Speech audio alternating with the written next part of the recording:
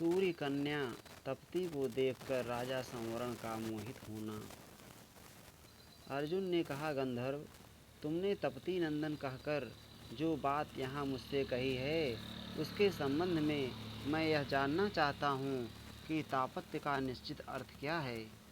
साधु स्वभाव गंधर्वराज, यह तपती कौन है जिसके कारण हम लोग तापत्य कहलाते हैं? हम तो अपने को कुंती का पुत्र समझते हैं।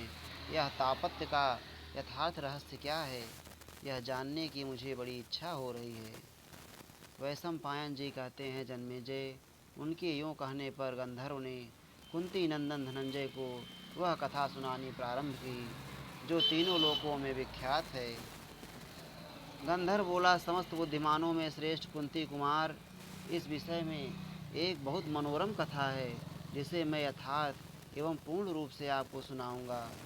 मैंने जिस कारण अपने वक्तव्य में तुम्हें तापत्य कहा है वह बता रहा हूँ, एकाग्रचित होकर सुनो। ये जो आकाश में उदित हो अपने तेजो मंडल के द्वारा यहाँ से स्वर्ग लोक तक व्याप्त हो रहे हैं, इन्हीं भगवान सूर्यदेव के तपती नाम की एक पुत्री हुई जो पिता के अनुरूप ही थी। प्रभु, वह सावित्री देवी की छोटी बहन थी।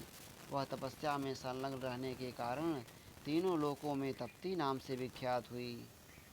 उस समय देवता, असुर, यक्ष एवं राक्षस जात की स्त्री कोई अप्सरा तथा गंधर्व पत्नी भी उसके समान रूपवती न थी। उसके द्वारा उसके शरीर का एक एक अवयव बहुत सुंदर, सुविभक्त और निर्दोष था। उसकी आंखें बड़ी बड़ी और कजरारी थीं। वह सुंदरी सदाचार, साधु स्वभाव और मनोहर वेश से शोभित थी। भारत, भगवान सूर्य ने तीनों लोकों में किसी भी पुरुष को ऐसा नहीं पाया जो रूप, शील, गुण और शास्त्र ज्ञान की दृष्टि से उसका पति होने योग्य हो। वह युवा अवस्था को प्राप्त हो गई। अब उसका किसी के साथ विवाह कर देना आवश्यक था। उसे उस अवस्था में देखकर भगवान सूर्य इस चिंता में पड़े कि इसका विवाह किसके साथ किया जाए। यही सोचकर उन्हें शांति नहीं मिलती थी। कुंती नंदन उन्हीं दिनों महाराज ऋक्ष के पुत्र राजा संवरण कुरुकुल के श्रेष्ठ एवं बलवान पुरुष थे। उन्होंने भगवान सूर्य की आराधना प्रारंभ की।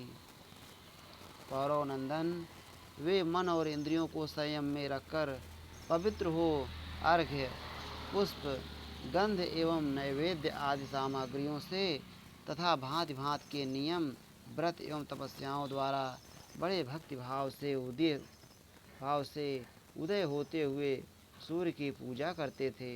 उनके हृदय में सेवा का भाव था। वे शुद्ध तथा अहंकार शून्य थे। रूप में इस पृथ्वी पर उनके समान दूसरा कोई पुरुष नहीं था। वे कृतज्ञ और धर्मज्ञ थे।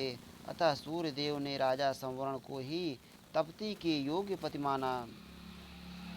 कुरुनंदन, उन्होंने नृपश्रेष्ठ संवरण को, जिनका उत्तम कुल संपूर्ण विश्व में विख्यात था, अपनी कन्या देने की इच्छा की।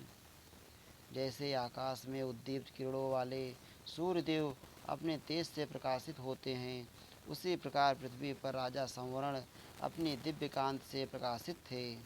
पार्थ, जैसे ब्रह्मवादी महर्षि उगते हुए सूर्य की आराधना करते हैं, उसी प्रकार क्षत्रिय, वैश्य आदि प्रजाएं महाराज संवरण की उपासना करती थीं। वे अपनी कमनीय कांत से चंद्रमा और तेज से सूर्य को भी तिरस्कृत करते थे। राजा संवरण मित्रों तथा शत्रुओं की मंडली में भी अपनी दिव्य शोभा से प्रकाशित होते थे। कुरुनंदन, ऐसे उत्तम गुणों से विभूषित तथा श्रेष्ठ आचार व्यवहार से युक्त राजा संवरण को भगवान सूर्य ने स्वयं ही अपनी पुत्री तप्ती को देने का निश्चय कर लिया। कुंती नंदन, एक दिन अति पराक्रमी श्रीमान राजा संवरण पर्वत के समीपवर्ती उपवन में हिंसक पशुओं का शिकार कर रहे थे। कुंती पुत्र शिकार खेलते समय ही राजा का अनुपम अश्व पर्वत पर नमस्ते